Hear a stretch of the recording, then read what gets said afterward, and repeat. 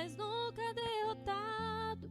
Eu posso até chorar, eu posso até sofrer, mas o amanhã virá e minha fé será recompensada e o meu Deus não falha.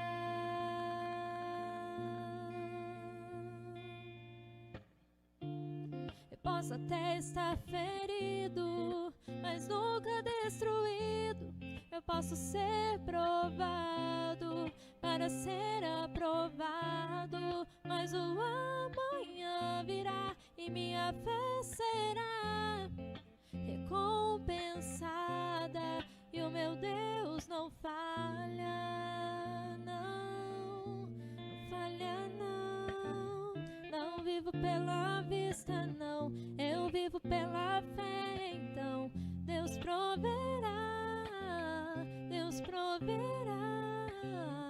Olho para o alto, então vem o socorro, sim. Deus proverá, Deus proverá.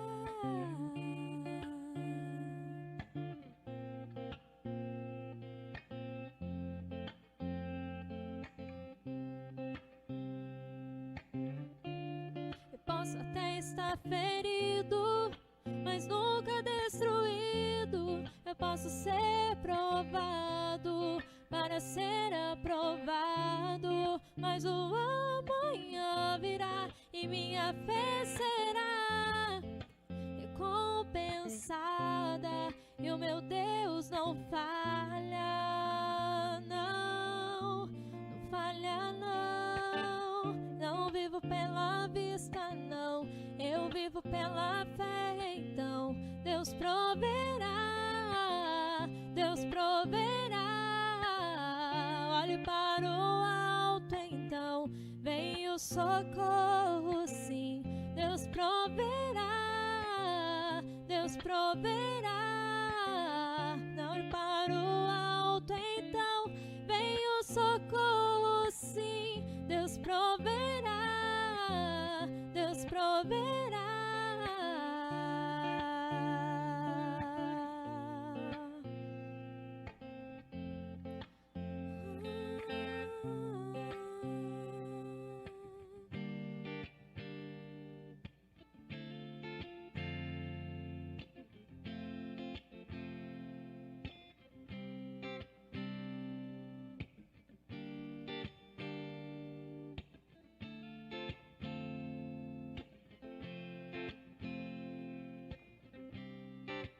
Deus proverá quando o azeite e a farinha faltar e as minhas forças se esgotar. Deus proverá, Deus proverá. Mesmo cego me faz enxergar, mesmo falho me faz andar sobre as águas. Deus proverá quando o azeite e a farinha faltar e as minhas forças se esgotar. Deus proverá, Deus proverá. Mesmo cego me faz enxergar, mesmo falho me faz andar sobre as águas. Deus proverá quando o azeite e a farinha faltar e as minhas forças se esgotar. Deus proverá, Deus proverá. Mesmo cego me faz enxergar, mesmo falho me faz andar sobre as águas.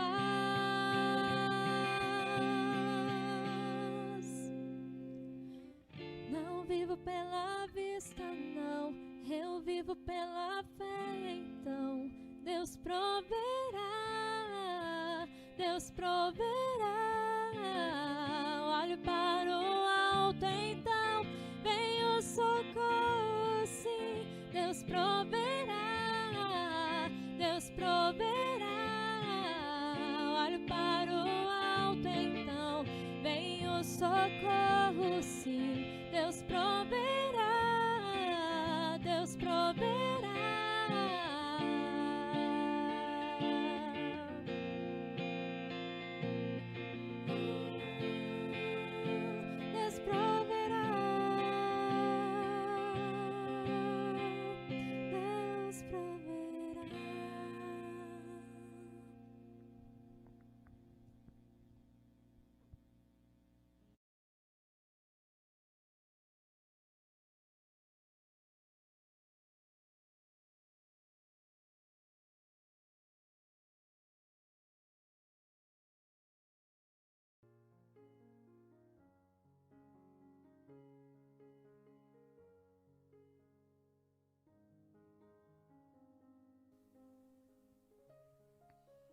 seja convosco, irmãos. Mais uma vez nós estamos aqui na presença do Senhor. É um privilégio estar com você, compartilhando da palavra de Deus, juntos aqui meditando a respeito da palavra de Deus. Essa palavra que traz vida, traz paz e traz fervor ao nosso coração nesses momentos de pandemia, nesses momentos que nós estamos vivendo. E podendo estar aqui na igreja, compartilhar com você tem sido um momento especial. Aqui é a casa de Deus, onde nós podemos encontrar o Senhor.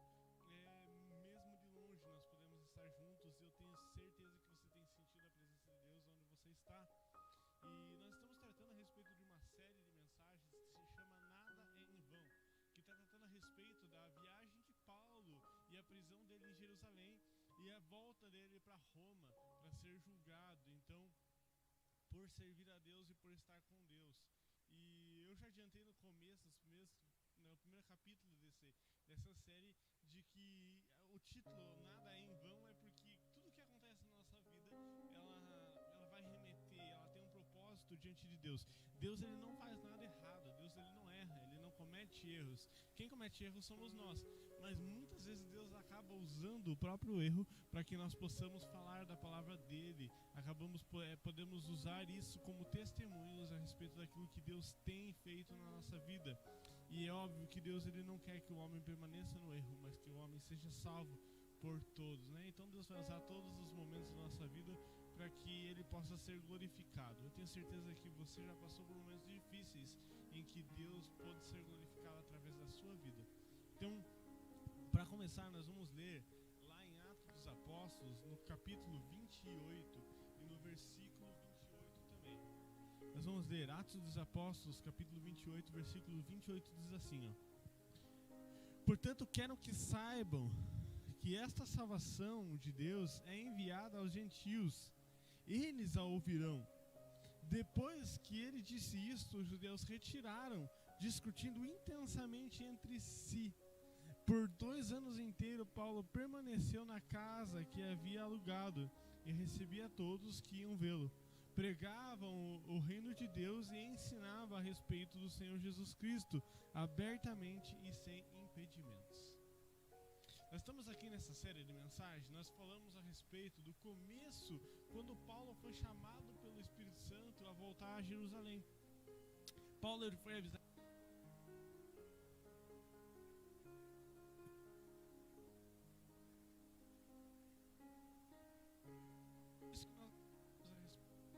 dessa semana. Paulo, ele teve a revelação pelo Espírito Santo dessas coisas. Então nós vemos que Paulo, ele soube do Espírito Santo, né, através do Espírito Santo, a respeito da volta para Jerusalém, da possível prisão que aconteceria com ele e de tudo isso que ele foi chamado. E nós falamos na primeira semana de que muitas vezes aquilo que Deus quer para nós, e muitas vezes isso não parece bom aos nossos olhos, mas que no final todas as coisas cooperam para o bem daqueles que amam a Deus, como diz a palavra do Senhor. Mas na seguinte semana nós falamos a respeito das coisas que Deus tem feito através da vida de Paulo, né? Do momento em que eles estão com os irmãos, em cada ponto que ele para, que os irmãos começam a falar, a juntos orar e interceder pela vida dele, do companheirismo, de tudo aquilo que nós precisamos como comunidade. E na semana retrasada nós falamos a respeito de Paulo diante daquele governador corrupto. Nós também falamos na última semana, a respeito de Paulo, né, já ali perante o governador, sendo acusado pelos judeus. Nesse momento aqui que nós lemos, no versículo 28, Paulo, ele já está voltando para Roma, né? Está caminhando, indo para Roma, porque ele clamou a César. No capítulo 26, ele clama a César por ser um cidadão romano. E o governador lá de Jerusalém, né, o juiz de Jerusalém, acaba pensando, poxa, se ele não clamasse por César, ele podia ser solto, porque nada tem contra ele. Então, depois de falar aquelas coisas, de se defender diante dele, dizendo, olha, é por causa da mensagem do evangelho que eu estou preso, é por causa da mensagem de Cristo que eu estou preso. Então ele clama, ele fala para o governador, ele fala para o juiz, e ele clama por César, porque ele é romano. Nesse momento, então, Paulo ele volta no capítulo 28, ele volta para Roma. E o mais interessante, uma das passagens mais interessantes, fora essa que eu li para vocês, é a passagem em que ele entra em Malta, que é uma ilha, por causa está muito difícil navegar, e ele para em Malta. E ali ele é recebido pelos habitantes daquela ilha, e há uma cobra que pica ele, e os habitantes ficam fascinados, porque ficam olhando, poxa, esse homem, provavelmente ele é um homicida, ele é um ladrão, porque a cobra julgou, né, a natureza julgou ele à morte, condenou ele à morte, na verdade. E ele sai livre, e todos ficam olhando e pensando, nossa, ele é um deus, né, ele tem superpoderes. Então ele passa pela ilha de Malta e ele vai em direção a Roma, e a palavra de Deus diz que ele aluga uma casa para morar em prisão domiciliar. Então nesse momento ele está nessa casa que ele alugou, estando preso ali pelos romanos, porque eles não viram culpa em Paulo, mas eles também não podiam liberar Paulo para voltar para Jerusalém, porque lá provavelmente ele seria apedrejado ou aconteceria alguma coisa por revolta com relação ao que os romanos decidiram. Então, a palavra de Deus ela vai dizer no capítulo 28 que Paulo ele estava ali naquele momento pregando o evangelho justamente para os judeus daquele lugar. A palavra diz que Paulo ele chama os judeus, a comunidade judaica daquele lugar, e começa a falar, olha, por causa de Cristo, por causa disso, eu preguei o evangelho e eu fui preso lá em Jerusalém, mas todos aqui sabem, todos conhecem a minha índole, conhecem o que eu fiz, conhecem e sabem que eu fui zeloso à lei. E a palavra de Deus vai dizer que ele pregou, ele falou usando a lei com esses judeus. E diz a palavra do Senhor que cada vez que ele pregava, cada momento que ele tirava para falar com Deus e para explicar e para testemunhar com relação àquilo que havia acontecido na vida dele durante essas semanas, cada vez que ele fazia isso, a palavra de Deus diz que se juntava mais e mais pessoas para ouvir da mensagem. E nós estamos falando aqui de judeus, nós estamos falando aqui de judeus ortodoxos, pessoas que têm a lei no coração, e ele começou a pregar a respeito da salvação, a respeito de Cristo e a respeito do que havia acontecido com ele durante essas semanas. E a palavra de Deus diz aqui no capítulo 28 que os judeus eles ficaram divididos entre ouvir o que Paulo dizia e ir em relação à lei, estar continuamente em relação à lei, com o coração endurecido. Então eles divergiram, eles ficaram duvidosos com relação àquilo que Paulo pregou. Mas a palavra também diz que muitos aceitaram aquilo que Paulo pregava com relação a Cristo. Então dá-se a entender que muitos judeus aceitaram a Jesus. E para aqueles que não aceitaram, Paulo vai falar isso no final. Ele vai falar, olha, a salvação ela é para os gentios. A palavra de Deus ela é para os gentios. E sabe o que isso nos traz? Sabe que isso, talvez para você não seja, né, a palavra é para os gentios, talvez seja uma coisa banal, mas a palavra de Deus está dizendo que a salvação veio para nós. Veio para nós. Porque nós não éramos enxertados, nós não fazíamos parte da oliveira, a própria palavra diz isso. Mas agora nós fomos enxertados em Cristo, mediante a Cristo. Durante essas semanas e durante tudo que nós estamos vivendo, que nós estamos falando, se você pode pegar aqui todas as mensagens, o tema central de todas essas mensagens é o que Cristo é em mim. O que Ele tem para fazer em minha vida. A palavra de Deus, ela vai trazer Cristo em todos os momentos. Então é porque Cristo nos salvou que agora nós temos a graça misericordiosa dele. O evangelho agora é para nós, os filhos de Deus, para nós aqueles que fomos salvos, fomos chamados para servir a Deus, para estar junto com Ele. Então, portanto, quero que saibam que essa salvação de Deus é enviada aos gentios. Eles a ouvirão. E ele cita, nesse momento aqui, no versículo 26, ele cita Isaías 9, de 6 a 10. Vá a este povo e diga: ainda que estejam sempre ouvindo, nunca entenderão. Ainda que estejam sempre vendo, jamais perceberão, pois o coração deste povo se tornou insensível e de má vontade, ouviram com seus ouvidos e fecharam os olhos. Se assim fosse, poderiam ver com os olhos, ouvir com os ouvidos, entender com o coração e converter-se, e eu os curaria. Então Paulo está falando: olha, a salvação agora ela é para os gentios, ela é para o povo que não era chamado por Deus, que não era escolhido por Deus, mas por causa do coração duro, endurecido do homem, para o coração endurecido dos judeus, nós temos a salvação em Cristo Jesus. Mas isso não é mérito, isso não faz de nós melhor, não faz por não pertencermos ao judaísmo, por não pertencermos ao povo de Israel, sanguineamente falando, como povo, nós não temos mérito em relação a isso, nós somos salvos pela graça de Deus, porque se nós continuarmos com o nosso coração fechado, com os nossos olhos fechados, com os nossos ouvidos fechados, da mesma forma que os judeus perderam esse direito, nós perderemos também. Isso não traz a nós mérito nenhum, não traz a nós mérito com relação às Escrituras. Não há mérito em pertencer a e simplesmente renegá-lo. Paulo ali começa a pregar o evangelho aos judeus. Muitos aceitaram, muitos creram e com certeza foram salvos. E em todo o período que nós estamos vivendo, todo o período que nós estamos lendo e estudando durante essas semanas, cada pessoa que foi tocada e que Paulo falou, com certeza o Espírito Santo falou com ele também. Ainda Félix, que era um corrupto, ouviu a mensagem de Deus e foi tocado por Cristo, a ponto de abandonar, a ponto de esquecer o que ele estava fazendo e deixar Paulo. Deixar porque ele percebeu a acusação, ele percebeu o Espírito Santo confrontando ele.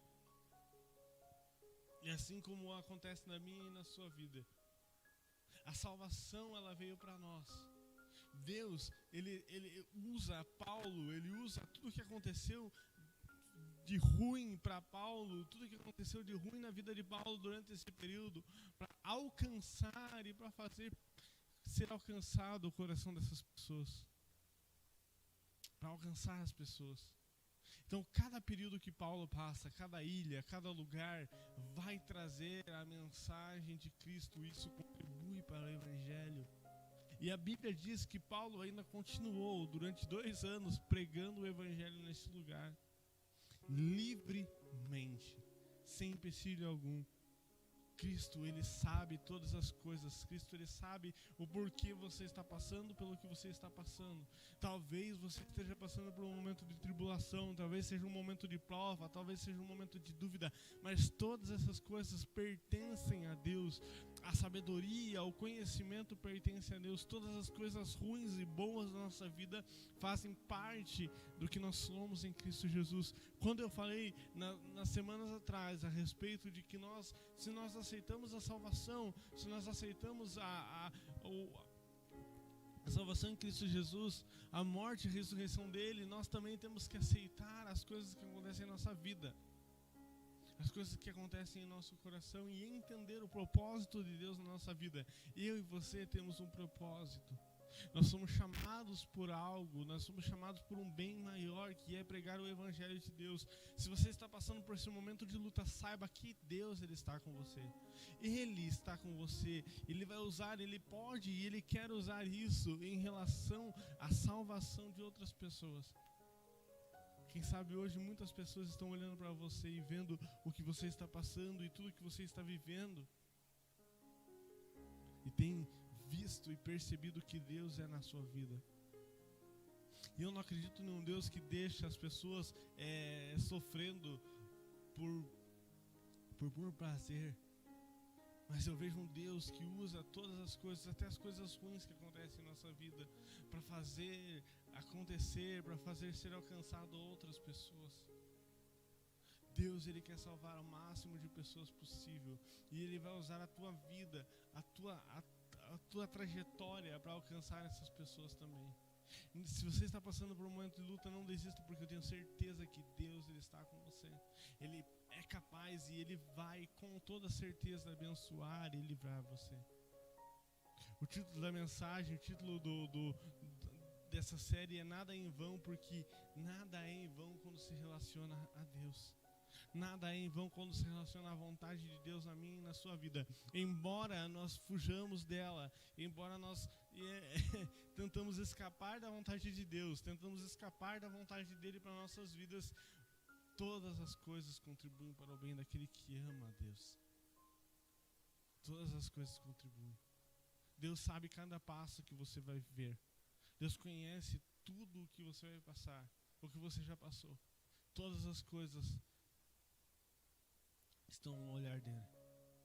Ainda no domingo passado eu preguei a respeito de que Deus ele sabe tudo o que vai acontecer na minha vida, na sua vida,